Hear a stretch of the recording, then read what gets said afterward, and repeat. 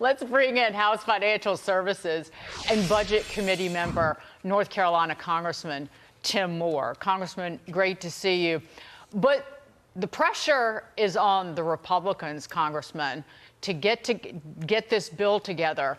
And from where we're sitting right now, one of the big hitches seems to be the SALT cap. And these Republicans up here in New Jersey and in New York, and they're saying our line in the dirt is you're raising it, and you're raising it dramatically. And by some calculations, you're talking about what would cost potentially $500 billion over a decade, and you don't have the money for that.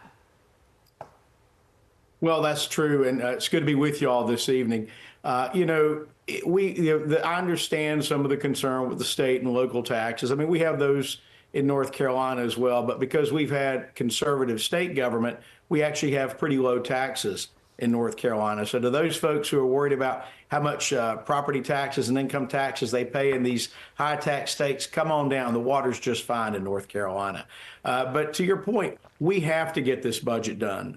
The president has laid out a very clear agenda. The House leadership, Speaker Johnson's gone through the need that we have this one big, beautiful bill that does several things. One, it extends the Trump tax cuts that were, but for that, can you imagine the disaster the economy would have been in with COVID? It was bad enough, but for those tax cuts, we were able to rebound. So we need those tax cuts. We need to spur the economy. We need energy independence, and we have to get a handle on this runaway federal spending that's happened right now. And as I've said before, we do not have a revenue problem in the United States. We have a spending problem, and we're going to fix it. Well, Congressman, on that point, it seems like there are some of your colleagues who want to get serious on spending. Others don't. They kind of love the tax cuts, but not so much the spending cuts. I get it in D.C., but the math is the math here, right? And there are going to be some tough choices. Give us your thoughts, your mentality on how this has to go. The bill, the resolution that we passed, that passed with all but one Republican vote, made very clear that we had spending cuts. We had those targets that we are going to meet that have to be in place before the House will, in fact, pass this resolution. Will pass the reconciliation. So it's in there. It's baked in. And so I actually get the sense there's a lot of talk out there, but I get the sense that at the end of the day, folks are going to come together, that we're going to get this done, and that we're going to make the cuts that need to be made, and we're going to pass the tax cuts along, and we're going to make this happen. So I think it's going to happen. And while I'm sympathetic to some of the concerns of folks from states where the states have taxed too much, at the end of the day, we don't need to reward that, right? We need to reward those states that have actually adopted conservative, fiscally sound tax policy. You don't have to subsidize it, is the point. Right. And I'm not going to name names and put you on the spot, but these lawmakers from up in these parts, they're like, the cap on the state and local tax deduction is $10,000, and more than doubling it isn't enough. That $25,000 is not going to be enough. It must be higher than that. And the question is, and they're saying, we will not vote for any bill unless we get what we want. And that means finding an offset somewhere. And people are losing their minds over trying to cut $1.5 trillion in spending over a decade. $1.5 trillion in this fiscal year is what our deficit is this year. And Republicans and Democrats alike can't cut $150 billion a year.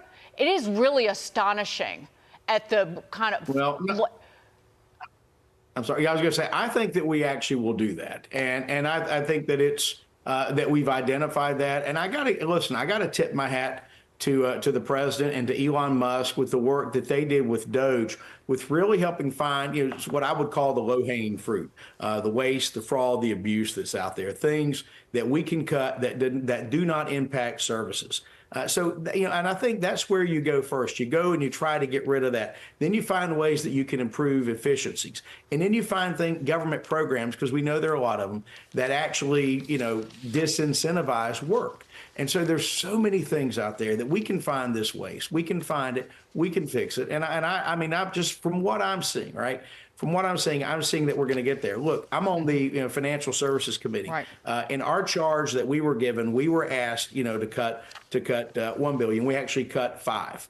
I mean, that was pretty good, right? I mean, we not only did 1, we actually found another 4. Who knows? Maybe you could have even found more.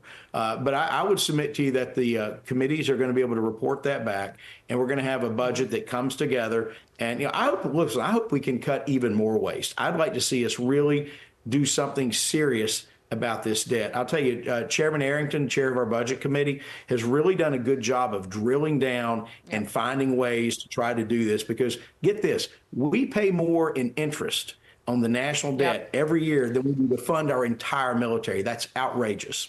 Right. The interest you pay, we will pay this year is $1 trillion. And so Congress is struggling to cut $1.5 trillion over a decade. Congressman Tim Moore, great to see you. Thank you so much.